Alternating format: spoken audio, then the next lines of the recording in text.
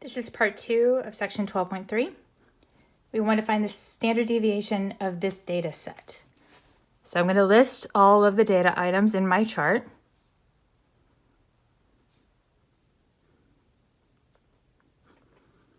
We need to find the mean. Well, let me go ahead and do this. There are 7 items. So our n value is 7, so n minus 1 is 6. We're going to need that. The mean would be, add these up, divide by 7. So that would be, that's 28, right? Yeah, that's 8 times 3 is 24, plus 4 is 28, over 7. So our mean value is 4. Find the deviation from the mean. 3 minus 4 is negative 1. So all of those are negative 1. 4 minus 4 is 0. 5 minus 1 is 1. Add these up and we do get 0. Now square each of these and these become positive. Add these up and you get 6. Now the standard deviation will be the square root of 6 divided by 6, which is simply the square root of 1, which is 1. So the standard deviation here is 1.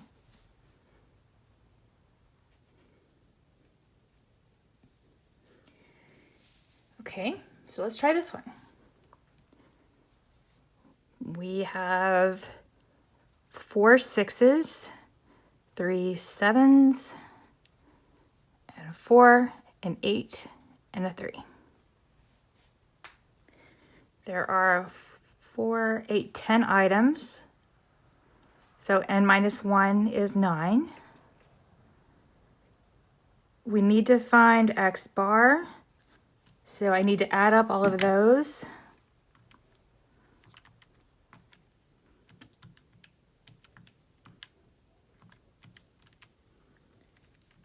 And I get, no, I messed that up somehow. 6 times 4 plus, that's going to be 21, plus 4 plus 8 plus 3 is 60. So this is 60 divided by 10 items, so our mean value is 6. So 6 minus 6, all of these are zeros. 7 minus 6 is 1, so all of those are a 1. 4 minus 6 is negative 2. 8 minus 6 is positive 2. 3 minus 6 is negative 3. So I have a negative 5 and 2, 3, 4, 5. So I do have a 0 here. Now let's go and square each one. 0 squared is 0. 1 squared is 1. Negative 2 squared is 4. 2 squared is 4. Negative 3 squared is 9. So I have 8, 10, 20. It's 20 here. Okay, so now the standard deviation is equal to the square root of 20 divided by 9.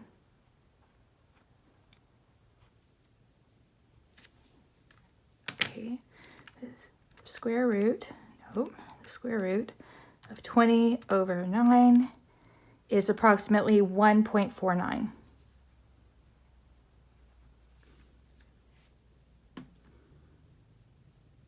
Okay. So now let's look at this problem.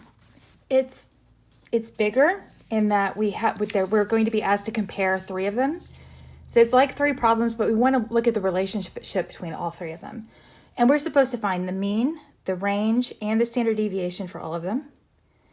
And then describe one way in which the samples are alike and one way in which they are different. So if I look at all of these, I'm going to first look to see if, because I provided the charts with you, you can see they're all the same size. But I would want to check to see that, all right, this is n equal to 7, and all of them are n equal to 7. So I'm going to be using n minus 1 equal to 6 on all of them as well. And if you look at these, the first thing we're going to need to do for all of them is to find the range, which means the largest entry minus the smallest entry. And all three of these have the largest entry as 20 and the smallest entry as 8. So the range for this one is 20 minus 8, which is 12. And that's going to be true for all of them. So this is going to be my sample A. This is going to be B. This one down here is C. And for all of them, the range is the same calculation.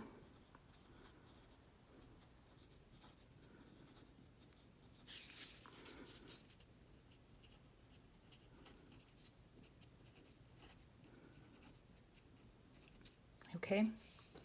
So when we're asked, describe one way in which the samples are alike, they have the same range.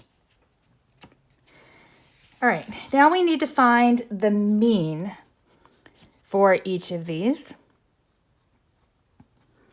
And they're all going to be divided by 7 because that's how many items we have. So if I add the numbers in set A,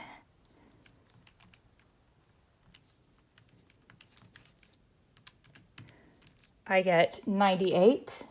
No. 98. Sorry, I'm looking at the wrong sheet on my where I check myself. Yeah, 98 divided by 7 is 14. So this mean value is 14. Let's kind of do this one as well. And this is again going to be something over 7. And this one's x bar equals something over 7. Okay, let's add these up. 8 plus 9 plus 10, 14, 18, 19, and 20. And it's going to give me an error message because I didn't hit plus, I hit something else.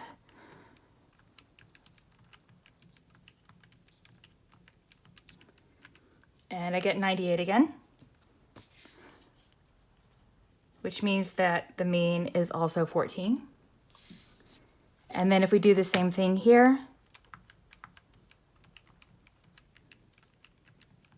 you also get 98. And if you divide that by 7, you get 14. So all of these sets have the same range and they have the same mean. So the difference has to be within the standard deviation because we're told there's a difference.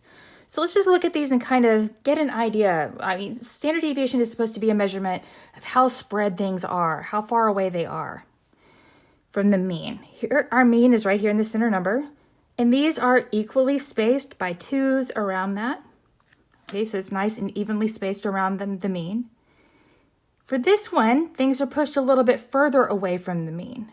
Okay, so it's like just push them out a little bit, so further away. In here, we push the other numbers much further away from 14. Okay, so let's just see how that shows up. So our data items, 8, 10, 12, 14, 16, 18, and 20.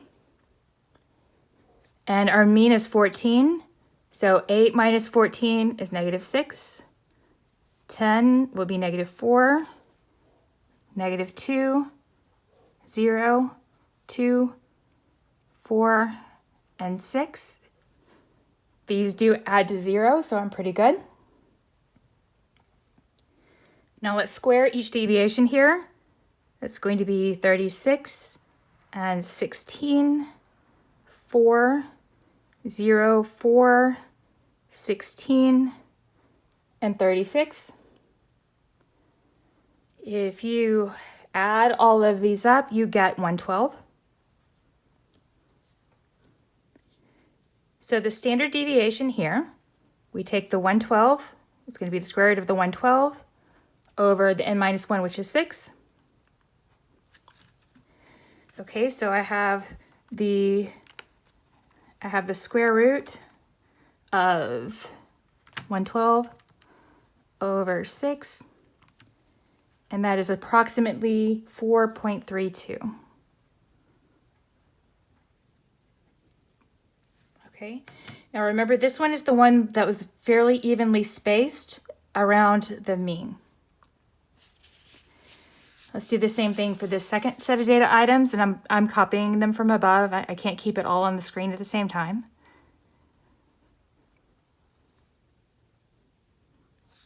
Okay, our mean is 14, so subtract. 8 minus 14 is -6.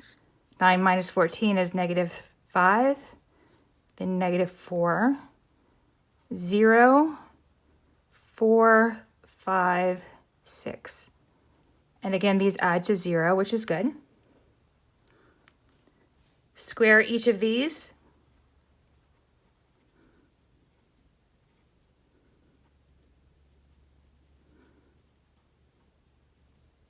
Okay. Now if we add these up, we get 154. So for the standard deviation would be the square root of 154 divided by 6.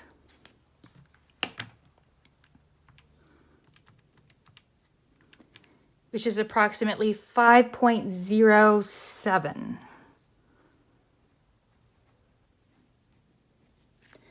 Notice that this standard deviation is larger than this one, and this is the one where things were pushed a little bit further away from the mean, not the moon.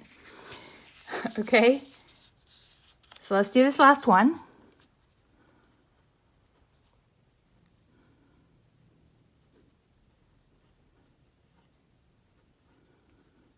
And subtract 8 minus 14, -6, -6, -6, 0, 6, 6, and another 6, and that does add to 0.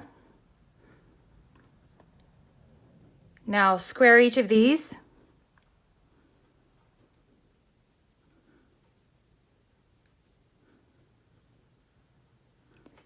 And then add those up. 6 times 36 is 216. So the standard deviation would be the square root of 216 over 6, which is simply the square root of 36, which is 6. This one, we had things very well pushed away from the mean. And the further away things were, the larger our standard deviation got. So that is what we mean by a measurement of that.